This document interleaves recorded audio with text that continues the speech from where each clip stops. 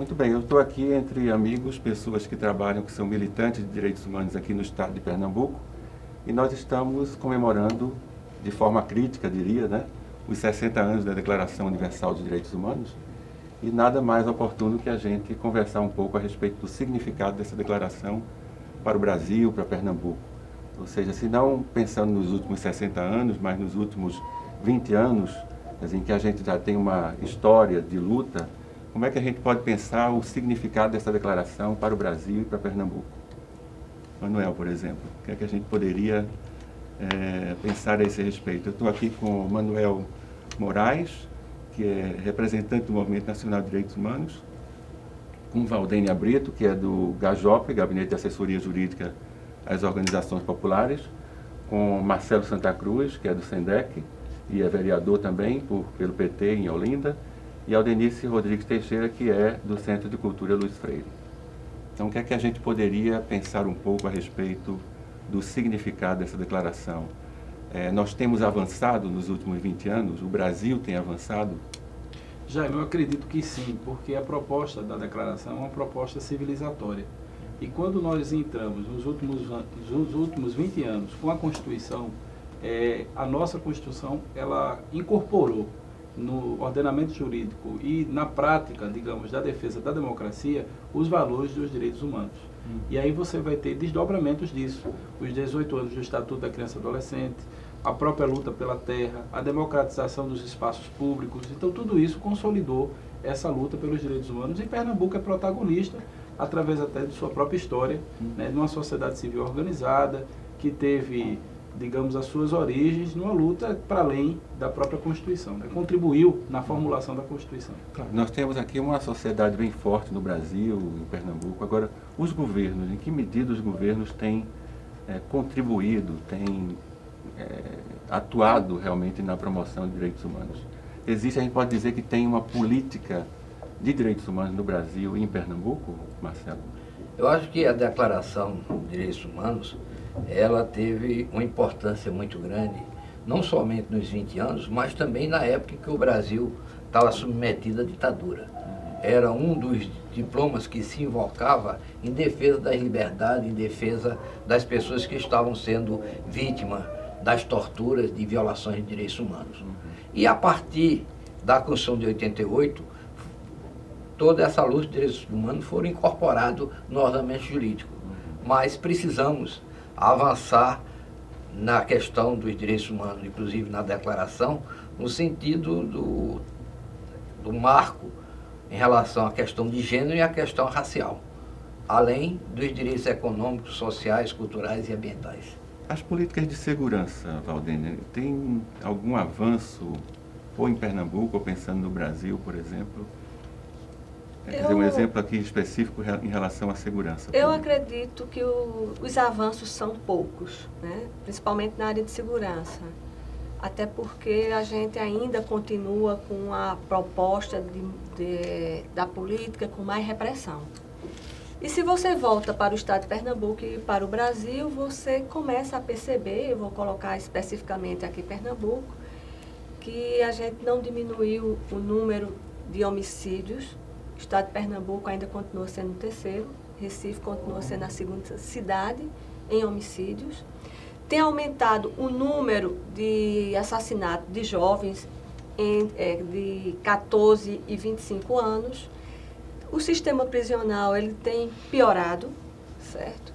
A gente tem recentemente visto a questão de torturas realizada por policiais militares e a gente percebe que o controle externo não existe ainda nessa área de segurança. Então, eu coloco que foi uma área que pouco a gente pode dizer que houve avanços quando a gente está falando em direitos humanos.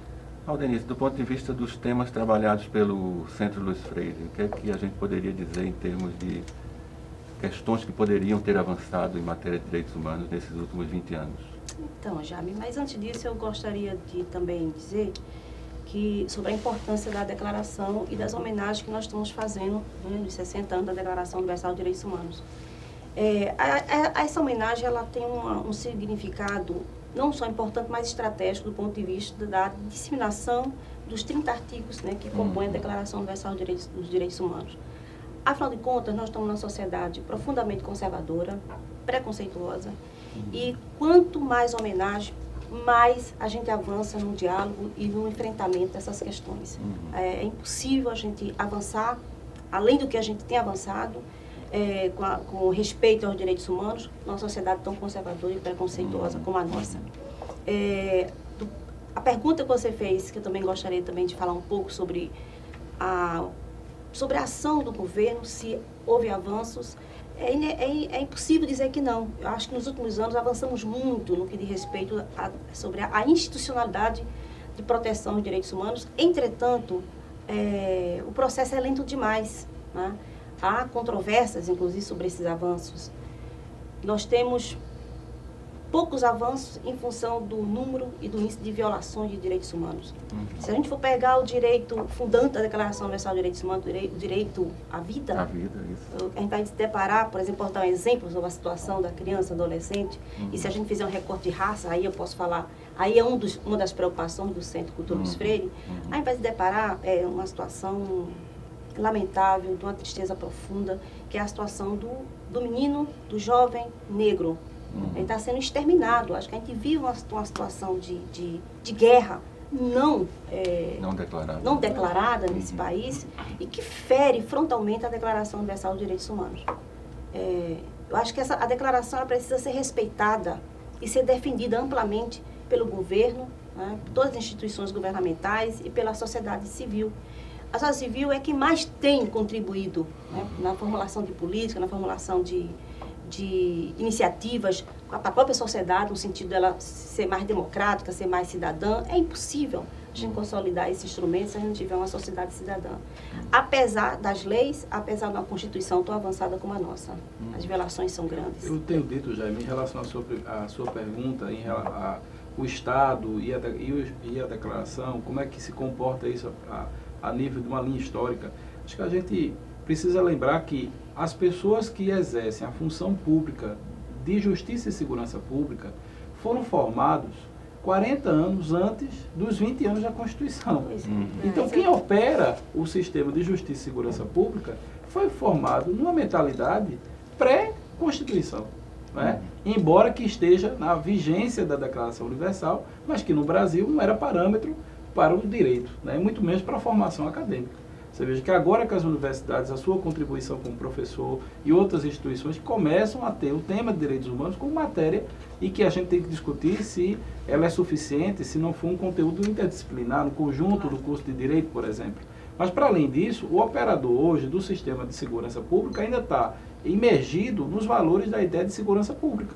E nessa ideia de segurança pública, numa ideia de que qualquer iniciativa de controle sobre a polícia é uma violação ao instrumento de pressão que a polícia deve exercer, nessa ideia robesiana de que o Estado tem que ser um leviatã e que se as pessoas não tiverem capacidade de se administrar, o Estado vai lá e se levanta, se insurge contra as pessoas. A questão também que tem que ser analisado na questão dos direitos humanos é o modelo desenvolvimentista do Brasil, que é concentrador de renda e que tem uma profunda desigualdade social. Então, dentro dessa visão, não é muito difícil a questão dos direitos humanos. Quando a gente não tem educação, não tem saúde, não tem um desenvolvimento sustentável que garante a defesa do meio ambiente. Inclusive, o Brasil ele tem hoje 14 milhões de pessoas com problemas de insegurança alimentar. Você hoje tem no mundo 936 milhões de pessoas que passam fome e no Brasil você começa a perceber que essa assimetria entre pobres e ricos, a concentração de renda e 50 milhões de pessoas ou abaixo ou pobres com problemas de alimentos, né, no mundo. E se você lembra dos 100 anos de Josué de Castro, você que a gente celebra, você vai ver que ele relaciona essa fome de alimentos à fome de cidadania. Então, a fome é um problema político. Então, não existe fome porque não tem agricultura, ou porque não existe, houve um desequilíbrio ambiental. Não tem, a fome é fruto de uma falta de política, de uma vontade política do Estado de gerar alimentos para toda a população. A gente talvez possa dar continuidade no próximo bloco, que a gente vai discutir os desafios para os próximos 60 anos. Ok.